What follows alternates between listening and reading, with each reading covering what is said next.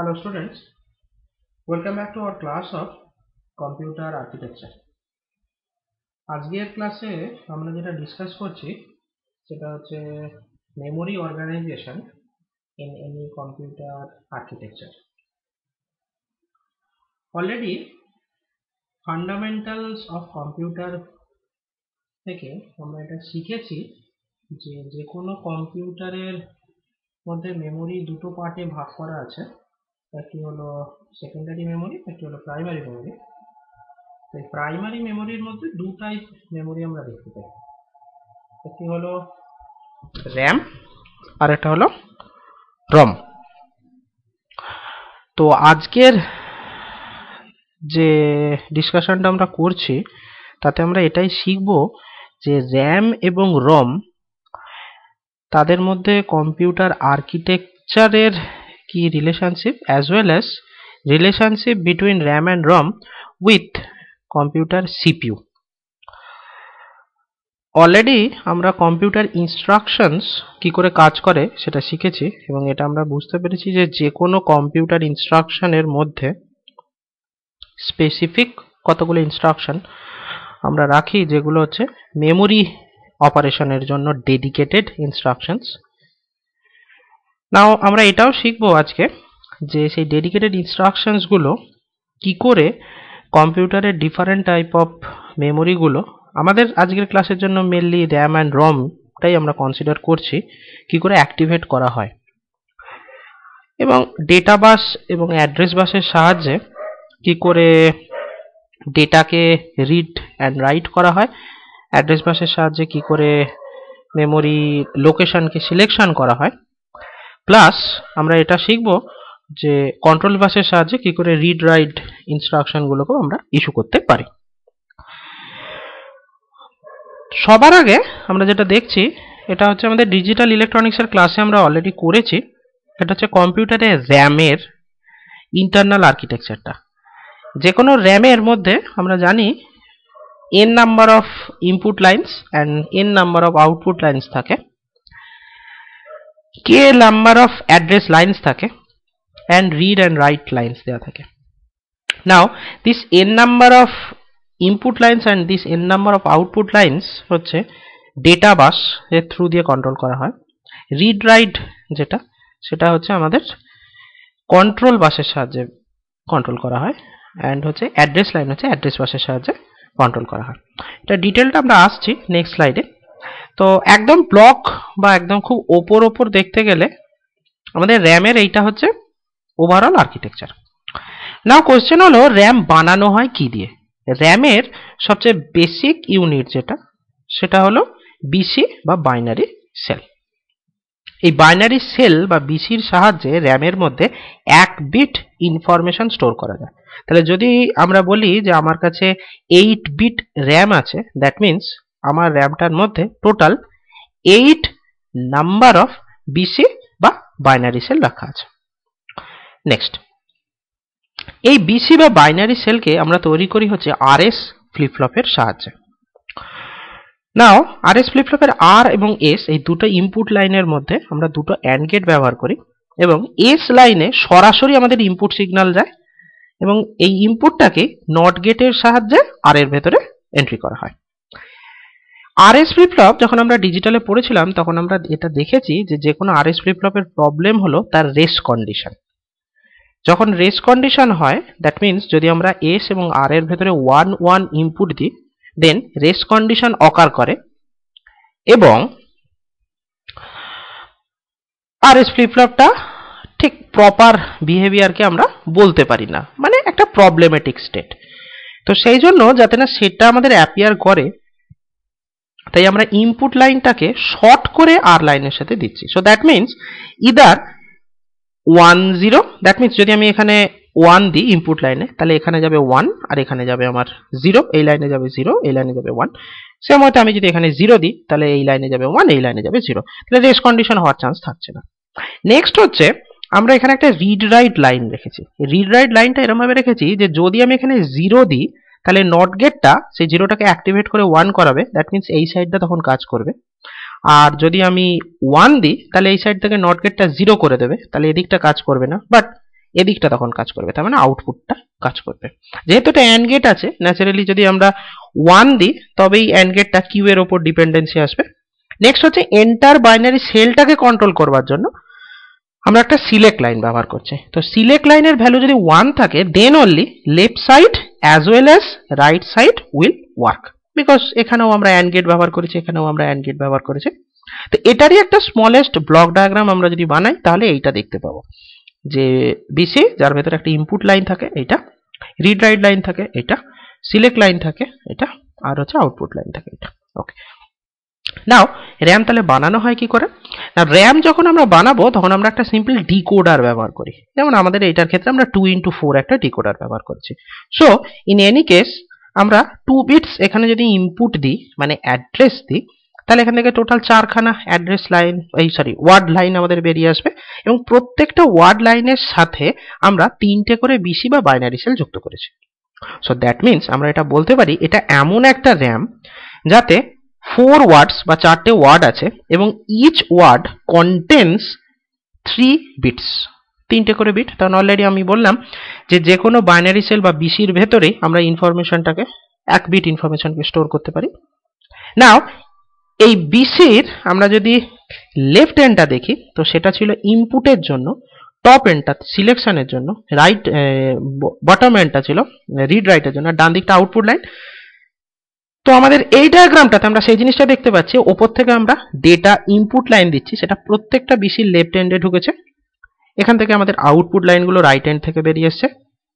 Read write হেডটা একটাই same read write head প্রত্যেককে শেয়ারিং করেছে, মানে প্রত্যেকটা ওয়ার্ডের each and every BC sharing করেছে, আর প্রত্যেকটা বিসিকে সিলেকশন করবার জন্য এই ওয়ার্ড লাইনগুলো ব্যবহার হচ্ছে। সো এনি টাইম আমি যদি এখানে যদি 1 দিই দ্যাট মিনস 3, তাহলে এই ওয়ার্ডটা সিলেকশন হবে। কি করে সিলেকশন হবে? এই ওয়ার্ড লাইন থেকে প্রত্যেকটা 3খানা বিসিকে অ্যাক্টিভেশন করে দেবে। নাও আমি যদি এটার উপর রিড অপারেশন করতে চাই তো তাহলে আমাদের কি আমরা শিখেছিলাম, যদি আমাদের এই রিড অপারেশন করতে হয় তাহলে 0 দিতে হবে, দিলে কি হচ্ছিল এই সাইডটা আমাদের রিড অপারেশন যদি আমরা করতে চাই তাহলে আমাদেরকে 1 দিতে হচ্ছিল, তাহলে আমাদের এই দিকটা অ্যাক্টিভেশন করে যাচ্ছিল। এটার ক্ষেত্রে আমরা এলাম সেম জিনিস, আমরা যদি এখান থেকে রিড অপারেশনে তার করসপন্ডিং সিগন্যালটা দেবো, বা রাইট অপারেশন যদি করতে চাই তার করসপন্ডিং সিগন্যালটা দেবো। নাও ইনপুট যদি আমরা দিই তাহলে এখান থেকে আমরা এইটার উপর রাইট অপারেশন চালাতে পারবো। যদি আমরা মনে করি যে না আমরা রিডিং অপারেশন করতে চাই তো then using this or gates আমরা ডেটা আউটপুটটা পেয়ে যাব। তাই এই সাইডটা মানে data input lines as well as data output lines both হচ্ছে আমাদের ডেটা বাসের থ্রু দিয়ে আমরা করব। আর এই অ্যাড্রেস লাইনটা সেটা মানে যেটা দিয়ে আমরা যে কোনো একটা ওয়ার্ডকে সিলেক্ট করতে পারবো সেটা আমাদের অ্যাড্রেস বাসের সাহায্যে করতে পারবো। আর থ্রু দ্য কন্ট্রোল বাস আমরা জেনারেট করতে পারবো রিড অপারেশন না রাইট অপারেশন, কোন টাইপের অপারেশন তার সিগন্যালটা। নাও আমরা যেটা দেখছি সেটা হচ্ছে রম। রম কি করে বানানো হয়? রমের আর্কিটেকচারটা অনেকটাই সিম্পল। রম সিম্পলি হচ্ছে একটা ডিকোডার দিয়ে বানানো হয়, যার ক্ষেত্রে লেফট এন্ডে অ্যাড্রেস লাইন দিতে হয়, রাইট এন্ড থেকে আমাদের ওয়ার্ড লাইনগুলো বেরিয়ে আসে। এবার যেরকম আমাদের লজিকের থ্রু দিয়ে আমরা রমটাকে ইমপ্লিমেন্টেশন করতে চাইছি সেটা এখান থেকে জাস্ট কানেক্টিভিটি করে দেওয়া থাকে। তো রম এবং র্যামের এই বেসিক এটা অলরেডি আমরা দেখেছিলাম, আমরা জাস্ট এই ক্লাসে একবার সেটাকে রিপিট করলাম। এবার যেটা দেখছি সেটা হচ্ছে র্যাম চিপ। তো র্যাম চিপ হচ্ছে বেসিক যে র্যাম অর্গানাইজেশনটা দেখেছিলাম এইটাই আমরা দেখতে পাচ্ছি একটা চিপের আকারে, এর সাথে মাত্র এক্সট্রা 2টো লাইন আছে। আমি ফার্স্টে বলে দিই কমন লাইন কোনগুলো, যেমন অ্যাড্রেস লাইন, যেটা আমাদের এইটার ক্ষেত্রে কি ছিল 2টো বিট মাত্র ছিল, এটার ক্ষেত্রে আমরা সেখানে 7খানা লাইন দেখতে পাচ্ছি। রিড রাইট লাইন আমাদের দেয়া ছিল, আউটপুট লাইনে আমাদের দেওয়া ছিল 8 বিটের ডেটা বাস। এখানের আর্কিটেকচারটা অনুসারে বলেছে 128x8, দ্যাট মিনস 128খানা ওয়ার্ড থাকবে। তাই 128 মানে 2 to the power 7 is equal to 127, তাহলে 7 বিটের অ্যাড্রেস বাস হতে হবে বা 7 বিট অ্যাড্রেস দিতে হবে। রিড রাইট হেডের সাথে এই চিপটাকে সিলেকশন করবার জন্য এটা একটা স্পেসিফিক কারণ হচ্ছে, আমরা যখন একটা র্যাম ব্যবহার করছিলাম লাস্ট বারে যখন র্যাম অর্গানাইজেশন দেখাচ্ছিলাম তখন অ্যাজ সাচ যেন একটাই আইসি কাজ করছিল। এবার এই রকম আইসি যদি আমি একটা সিঙ্গেল আইসি ভাবি তো এরকম অনেকগুলো আইসি কে নিয়ে একটা এন্টার র্যাম কে তৈরি করছে। তো ন্যাচারালি সেই ইন্ডিভিজুয়াল আইসি গুলোকে সিলেক্ট করবার জন্য আমরা 2টো লাইন নিয়েছি। Chip select 1 and chip select 2। এটা এরকম যে যদি এই লাইনটাতে চিপ সিলেক্ট 1 মানে CS1 এ যদি আমরা 1 দিই এবং এই লাইনটাতে 0 দিই তবেই একটা পার্টিকুলার আইসি সিলেক্ট করা যাবে। সেম ওয়েতে আমরা যদি রম আর্কিটেকচারটা দেখি একই রয়েছে। রমের ক্ষেত্রে শুধুমাত্র আমাদের রিড রাইটটা ছিল না, অ্যাড্রেস লাইনটা দেওয়া আছে, চিপ সিলেকশনের জন্য CS1 CS2 এটাতে 1 দিতে হবে, এটাতে 0 দিতে হবে, 8 বিটের ডেটা বাস। যেহেতু আমাদের ওইখানে রিড রাইট এটা কমে গেল তাই আমরা এখানে এক্সট্রা 2 বিট আরো পাবো। ওখানে ছিল 7 বিটের অ্যাড্রেস বাস, এটার ক্ষেত্রে আমরা 9 বিটের অ্যাড্রেস বাস ব্যবহার করতে পারবো। এবং মানে অ্যাড্রেস বাস ঠিক বলা উচিত নয়, অ্যাড্রেস লাইন বলছে। 9 বিটস অ্যাড্রেস আমি এখানে ইউজ করতে পারবো। তাহলে 2 to the power 9 is equal to 512। তাহলে এখানে 512টা ওয়ার্ড পাবো আর ইচ ওয়ার্ড 8 বিটস পাবো। আচ্ছা কেন এইখানে 8 বিটস পাচ্ছি এবং রমের ক্ষেত্রেও 8 বিটস পাচ্ছি? বিকজ ডেটা বাসটা তোমাকে সেম রাখতে হবে। এর ক্ষেত্রে যদি 8 বিটের ডেটা জেনারেট করে এক্ষেত্রেও 8 বিটের ডেটা জেনারেট করতে পারবে। নেক্সট আমরা আসছি হচ্ছে এইটাকে পুরো আর্কিটেকচারটা কি করে আমরা ইমপ্লিমেন্টেশন করি। দ্যাট মিনস এই র্যাম রমটা একসাথে থাকে কি করে। তো এটার জন্য সবার প্রথম আমরা ওপরের সাইডটাতে দেখছি যে সিপিইউ থেকে যে ইনস্ট্রাকশনটা জেনারেট করলো সেই ইনস্ট্রাকশনটা হচ্ছে 16 বিটের একটা ইনস্ট্রাকশন। তো সেই 16 বিটের ইনস্ট্রাকশনের মধ্যে আমরা 1 to 7 যে 7টা বিট, যেটা আমাদের র্যাম চিপে আমরা বলেছিলাম যে 7টা বিট আমাদের টোটাল লাগবে, সেই 1 to 7 পর্যন্ত এই প্রত্যেকটা র্যাম চিপ, আচ্ছা প্রথমে র্যাম চিপ কটা আছে, 1টা 2টো 3টে 4টে, তো এই 4টে র্যাম চিপেরই অ্যাড্রেস লাইনটাতে এই 1 to 7 পর্যন্ত প্রথমে আমরা ইনসার্ট করে দিলাম। নেক্সট 8 আর 9 এই দুটো লাইনকে আমরা ডিকোডারের মধ্যে দিলাম। তাহলে 2 into 4 যদি ডিকোডার হয় তাহলে 4খানা আউটপুট লাইন হবে, দুটো ইনপুট হলে ডিকোডারে 4টে লাইন বেরোয়। তার প্রত্যেকটা এই CS1 লাইনে ইচ অ্যান্ড এভরি র্যাম চিপেতে আমরা CS1 লাইনে একটা একটা করে সিলেক্ট করলাম। এটাতে 0, এটাতে 1, এটাতে 2, এটাতে 3, পরপর আমরা এগুলোতে সিলেক্ট করলাম। নেক্সট হচ্ছে যেটা 10 নম্বর যে অ্যাড্রেস বাসের যে লাইনটা, সেইটা আমরা প্রত্যেকটা CS2 লাইনটাতে দিয়ে দিয়েছি। ফার্স্ট সেলটার CS2, সেকেন্ড সেলের CS2, থার্ড সেলের CS2, ফোর্থ সেলের CS2। ওকে, 4টে সেলেতে দিয়েছি। সো দ্যাট মিনস যে কোনো টাইমে আমরা 8, 9, 10 এই তিনটের সাহায্যে এই কোন র্যামটা সিলেক্টেড হবে সেটাকে বলতে পারি। যেরকম আমি যদি এখানে 0 0 দিই তার মানে এই র্যামটাকে কেবলমাত্র করবো বিকজ D0টা এলো। নাও এটাও কিন্তু ঠিক যে আমাকে এই 10 যে লাইনটা আছে এই লাইনটাতে কিন্তু অলওয়েজ 0 দিতে হবে, তবেই এখানের একটা র্যাম অ্যাক্টিভেশন করতে পারবে। ওকে, নাও তাহলে রমটা কি করে ব্যবহার করব? রমটা ব্যবহার করার সময় আমরা যেটা করলাম সেটা হচ্ছে এখান থেকে যে 1 থেকে 7 পর্যন্ত ওটা তো ছিলই, সেটা তো আমরা দিয়েই দিলাম। তার সাথে এই যে 8 এবং 9 যে লাইন দুটো আমরা বেসিক ইউজ করছিলাম হচ্ছে এই ডিকোডারের মধ্যে দিয়ে CS1 লাইনটাকে সিলেক্ট করবার জন্য, সেই দুটো লাইনকেও আমরা এই 1 থেকে 7 এর পরে দিয়ে দিলাম। তো তার মানে 1 থেকে 9 পর্যন্ত পরপর সবকটা লাইন আমাদের রমের অ্যাড্রেস লাইন হিসেবে ইউজ করা হলো। ওকে, নেক্সট যেটা হচ্ছে সেটা হলো যে আমরা যে রিড এবং রাইট অপারেশনটা এই র্যামটার ক্ষেত্রে দেখাচ্ছিলাম, তাতে আমরা এটা জানি যে রিড এবং রাইট অপারেশন র্যামের ক্ষেত্রে করা যায়, রমের ক্ষেত্রে শুধুমাত্র রিডিং অপারেশন করা যায়, রিড অনলি মেমোরি। তাহলে রাইট লাইনটা আমাদের কোনো প্রয়োজন লাগছিল না। তো সেই কারণের জন্য আমরা আর্কিটেকচারটা এরকম রাখলাম যে আমাদের যে 10 লাইনটা, যেটা আমাদের মানে 10 নম্বর যে লাইনটা, যেটা আমাদের যে কোনো একটা র্যাম আইসির কে সিলেকশনের জন্য অলওয়েজ 0 রাখতে হচ্ছিল, সেইটাকে নিয়ে এসে নট গেট দিয়ে ইউজ করলাম। তো দ্যাট মিনস যদি আমার 10 লাইনটাতে আমরা 1 দিই তাহলে 1টা এসে নট গেটের সাহায্যে এইটাকে অ্যাক্টিভেশন করে 0 করে দেবে। 1 ইনভার্টেড উইল বিকাম 0, তাহলে CS2 লাইনটা অ্যাক্টিভেশন হয়ে যাবে।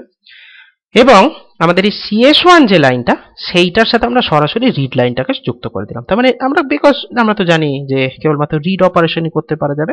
সো এনি টাইম আমরা যদি এই অর্গানাইজেশনটা দেখতে চাই তো তাহলে আমরা কি করব, যদি আমরা র্যামকে সিলেকশন করতে চাই, সাম আপ করছে, যদি র্যামকে সিলেকশন করতে চাই ফার্স্টে 1 to 7 পর্যন্ত লাইন দিলাম। 8, 9 এর উপর ডিপেন্ড করবে কোন CS1 লাইনটা মানে কোন র্যাম চিপে CS1টা সিলেকশন হবে। নেক্সট হচ্ছে 10টাকে অলওয়েজ 0 রাখতে হবে, তাহলে যে কোনো একটা র্যাম আইসিতে কাজ করবে। এবার রিড না রাইট করব সেটা এইখান থেকে আমরা সিলেকশন করে নিতে পারবো, আর ডেটাটা যেটা বেরিয়ে আসবে সেটা ডেটা বাসের সাহায্যে চলে যাবে। হোয়ারএস আমরা যদি রম সিলেকশনের দিকে যদি যাই তাহলে 1 to 9 পর্যন্ত সব কটা 9টাই আমাদের লাইন এসে যাবে অ্যাড্রেস লাইন হিসেবে। নাও যে 10 নম্বর যে লাইনটা সেটা নট গেটের সাহায্যে CS2 তে চলে যাবে, আর রিড লাইনটা আমরা সিম্পলি CS1 দিয়ে দেবো।